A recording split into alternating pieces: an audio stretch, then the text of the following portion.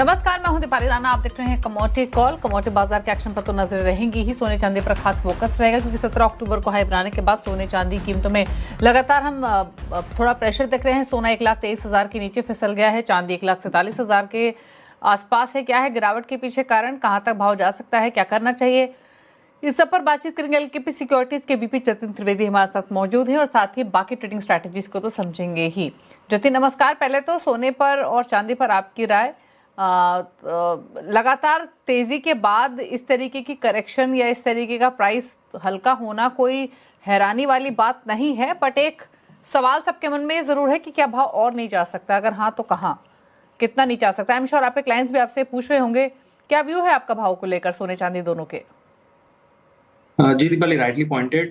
जिस तरह से तेजी हुई थी अगस्त सितंबर और मिड अक्टूबर तक, जो ये तेजी सोने और चांदी में दोनों में देखी गई थी, उसके बाद ऑल ऑफ अ सडन ये शार्प करेक्शन आना, ये कहीं ना कहीं थोड़ा सा प्रश्न चिन्ह बन जाता है कि इतनी तेज गिरावट भी क्यों।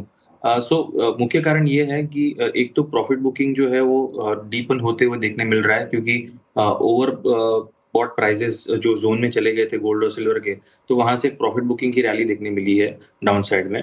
और दूसरा, जो अब ये ओवर द वीकेंड यूएस और चाइना की जो ट्रेड डेवलपमेंट्स में जो पॉजिटिव खबरें जो निकल के आई हैं, ये पॉसिबिलिटीज बढ़ती जा रही हैं, तो उसके कारण से जो ये प्रीमियम था गोल्ड और सिल्वर के अंदर अनिश्चितता का, अनसर्टेनिटी का, ट्रेड वॉर, ट्रेड टैरिफ को लेकर के, वो थोड़ा सा प्रीमियम जो है वो घटते देखने मिल रहा है। तो ये प्रॉफिट बुकिंग का दौर है, और साथ में जिस तरह से मार्केट की रैपिड मूवमेंट है गोल्ड सिल्वर के अंदर, तो ये रिएक्शन जो है वो उसी तरह से वीकनेस की तरफ से रिएक्शन दिखा रहा है। लेवल वाइज अगर मैं देख लूं दीपाली, तो 1,18,000 से लेके 1,19,000, ये जो है एक बहुत ही इंपॉर्टेंट सपोर्ट जोन रहेगा गोल्ड के लिए आगे चलते हुए। शॉर्ट टर्म के हिसाब से मैं बात कर रहा हूँ। और हायर साइड पे 1,24,000 एक स्ट्रॉन्ग बैरियर बना हुआ है फिलहाल गोल्ड के लिए। तो जब तक कि 1,24,000 से 1,18,000 19,000 के बीच में रहेगा, तब तक ये रेंज वॉलेटिलिटी जो है वो सोना दिखा सकता है, और ये जो रेंज है उसको ध्यान में रखने की बहुत ज्यादा जरूरत है। सिल्वर में भी सेम व्यू पॉइंट रहेगा, वॉलेटिलिटी रेंज जो है वो बरकरार रहेगी। 1,38,000 से लेकर के 1,55,000, ये जो 15 से 17,000 पॉइंट की जो रेंज है, ये शॉर्ट टर्म में ये बड़ी रेंज जो है वो सिल्वर के अंदर बनती हुई देखने मिल रही है। लोअर लेवल्स पर $45 से लेके $44 कॉमेक्स में सिल्वर जो है वहां पर एक इंपॉर्टेंट सपोर्ट जोन है। तो उस हिसाब से मैं बता रहा हूँ कि यहाँ पर लोअर लेवल्स पे सपोर्ट जो है वहां पर देखने मिलेंगे। उसके पहले बहुत इंपॉर्टेंट बड़े सपोर्ट्स तो नहीं है। सो वॉलेटिलिटी के साथ में रेंज जो मैंने बताई, उसके अंदर मुझे लग रहा है गोल्ड और सिल्वर ट्रेड करते हुए देखने मिल सकते हैं।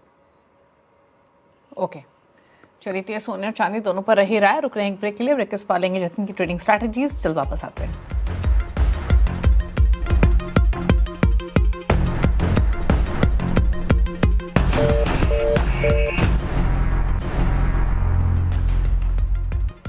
आप दे रहे हैं कमोडिटी को। जतिन त्रिवेदी हमारे साथ बने हुए हैं। पहले एक बार फटाफट से क्विक मार्केट एक्शन लेकर आते हैं। सोने चांदी का तो जिक्र हमने किया, लेकिन इसके अलावा नजर डालेंगे आज के सेशन में तो बाइंग देखने को मिल रही है बेस मेटल्स में, स्पेशली जिंक और कॉपर में। कॉपर 0.1% ऊपर है, जिंक में 1% के गेंस देखने को मिल रहे हैं। साथ ही अगर एग्री बास्केट को देखेंगे तो टर्मरिक कंसिस्टेंटली अंडर प्रेशर, आज भी 2.5% नीचे है। क्वारपैक में थोड़ी बहुत नरमी है। बाइंग कहाँ है? कॉटन सीड ऑयल केक में, जीरे में और धनिये में, जहां पर 1% के आसपास की स्ट्रेंथ देखने को मिल रही है। क्या ट्रेडिंग स्ट्रैटेजीज हो सकती है, इस पर करते हैं बातचीत। जतिन बताइए, पहले तो आपने कुछ ट्रेड्स आइडेंटिफाई किए होंगे ट्रेडिंग पॉइंट ऑफ व्यू से, कौन से हैं वो? Rightly pointed Deepali, base metal market के अंदर जो है एक अच्छा दौर चल रहा है। यूएस चाइना की ट्रेड डील के पीछे कह लीजिए, या डॉलर इंडेक्स की धीमीपन और रेंज बाउंड सेशन के कारण से, तो कॉपर के अंदर एक बाइंग मोमेंटम के साथ ही ट्रेडिंग पिक बन रही है। 1,002 से लेके 999 इस रेंज में मिलता है, तब कॉपर के अंदर बाइंग करके चलना है। 990 के नीचे स्टॉप लॉस रहेगा आपका, और 1,010 से लेके 1,015 के बीच में आपके टारगेट्स रहेंगे। ये 1 से 2 दिनों का व्यू पॉइंट रहेगा कॉपर के अंदर। दूसरा जो पिक है वो जिंक के अंदर है।